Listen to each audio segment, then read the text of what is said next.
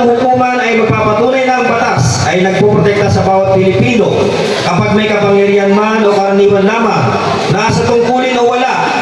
8 buwan na po mula nang ang dating Pangulong Duterte ay nakakulong at walang nararanasang pagdinig. Diba? Hanggang ngayon, pinapatagal nila. Kasi gusto talaga nilang bulukin si Tatay Digong.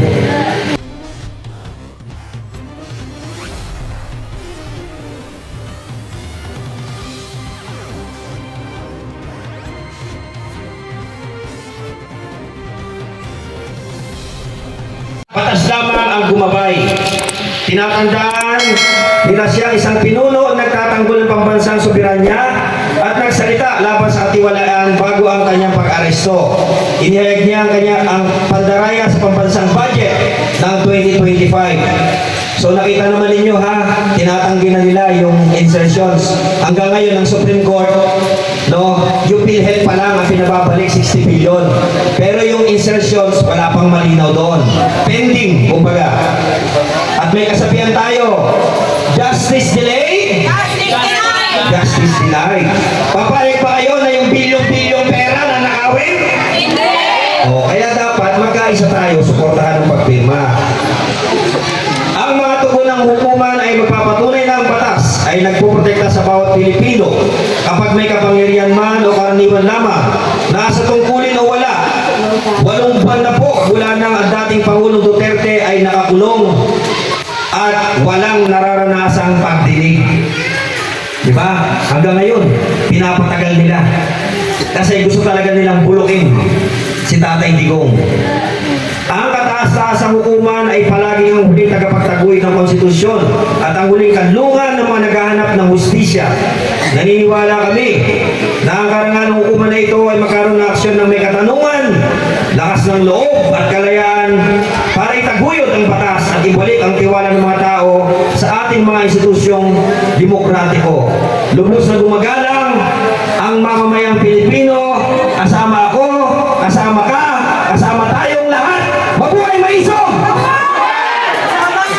Bago po tayo pumirma ng sabay-sabay, meron po tayong hinandang mga table dyan. Kung may mga ballpen po kayong dala, kulang yata tayo ng ballpen, i-donate nyo na.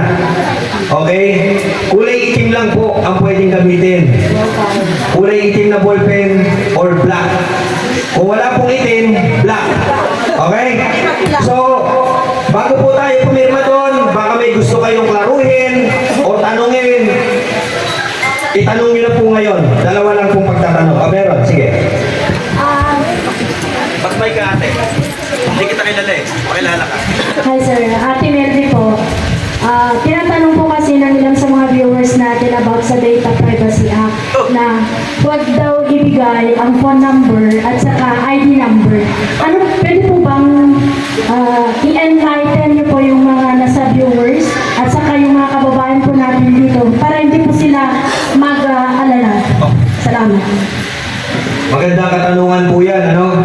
Kasi po, lahat pa tayo nagkakaisa na susuportahan ang kampanyang ito? Parang biglang may nagtanong na, opo. Lahat pa tayo nagkakaisa! Wala po kayong dapat ikatakot. Dahil po malinaw naman, nandito sa pipirmahan ninyo, nasa ilalim, mamaya basahin ninyo. Kasi meron po tayong nag-exist na batas, yung Data Privacy Act. No, na hindi tayo basta-basta o pwedeng kuhanan or kung sino-sino ang magbibigay ng iyong informasyon dahil baka yan po ay magamit sa hindi tama o hindi doon sa tamang paggagamitan. Meron po tayong privacy notice dito. Basahin ko lang po para sa mga nag-aalala at sa mga viewers natin na nagtatanong. No? Bagyo tayo. Privacy notice in compliance with applicable data protection standards. Please be advised that your personal information, yung pangalan nyo, including your full name, signature, address, and identification numbers, will be used solely. Ibig sabihin, dito lang gagamitin. Kasi itong petition na to, isasabit natin sa Supreme Court. So dito lang. Maliban dito, wala na tayong ibang pwedeng paggamitan. Okay? As part of the attachment to the submission to the Supreme Court. So katulad na sinabi ko, petition po ito.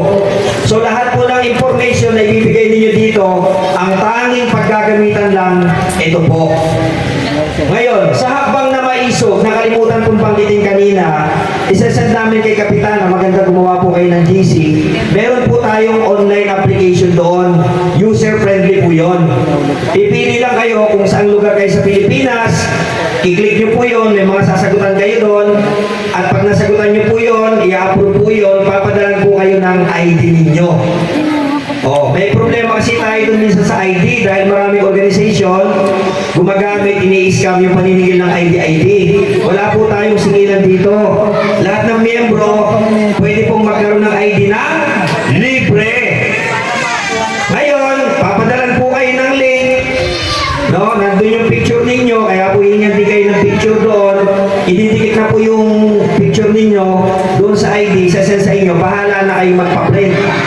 No, kahit na po gusto nyo nga plastic ID yan or laminated, bahala na kayo. Pero may barcode po yun at may control number. Magagamit po natin yan sa mga darating pang panahon. Okay? So wala po kaming sinisingil, wala kayong babayaran leasing ko.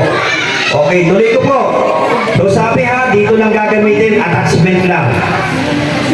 These details are required for the proper processing and authentication of the filing. Kasi ho, syempre, nagpasa tayo sa Supreme Court, isang tambak na dokumento. O, sabi ni Supreme Court, sino yung mga tao na yan? Eh, madali lang kung kumuha ng tao eh. Ginagawa nga ng eleksyon yan eh. Bumuboto yung mga patay, di ba? Tama mali? O, kaya po kailangan ng ID ninyo for verification. Wala naman pong hiningin number dito. Ang hiningi po dito, yung klase lang ng ID at ID number at saka po address and signature ninyo. Kasi po, syempre itong Supreme Court, sa dami ng Duterte supporter, baka sabihin nila gawa-gawa lang natin to. Tama? Kaya kailangan po, nag-i-exist yung tao. Puntahan man nila minuminuto, makikita nila basta't buhay kayo. Tama? O, kasi mga pipirma dito, buhay pa rin kayo. Okay. Okay, next. Your personal data will not be used for any purpose beyond this submission. So walang ibang paggagamitan. A copy of the attachment containing information shall be retained exclusively by the Council of Records. Kasi po, may mga legal counsel na hahawak po ng dokumento na to. Hindi po kani-kanino tao pupunta to. Abogado po yung mga iyon. Okay? By Council on Record, strictly for documentation and reference in connection with the said filing. No further dissemination, reproduction, or secondary use. Baka mamaya, biglang may magpunta sa inyo, nag-deliver sa inyo ng Lazada. No? Kasi yun, no? Wala daw secondary use, dito lang talaga. Shall be made without your explicit consent unless required by law. By providing your permission, you acknowledge and consent to this limited and secure use. Ibig sabihin, ginagarantiya, sinisiguro na ang dokumentong inyong pipirmahan ay eksklusibong gagamitin lamang para sa gagawin nating pagpapay ng petisyon sa Korte Suprema. Wala na pong iba. Ngayon, gusto ko po malakas sabay-sabay para walang magre-reklamo. Sasagot kayo.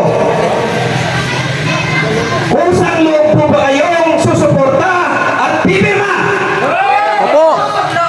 Kung saan loob ba kayong susuporta sa dating Pangulong Rodrigo Roa Duterte? Opo! At dahil po dyan, meron po tayo mga hinandang mga lamesa. Bagamat wala pang pagkain, dokumento muna. Firma muna po tayo, pila lang po tayo na maayos. No? Pakilagay po ang inyong pangalan, address, ID number, at sa dulo po, signature. After po nito, po pwede kayo humingi kay Kapitana ng kopya nito. Kasi baka may mga kapitbahay kayo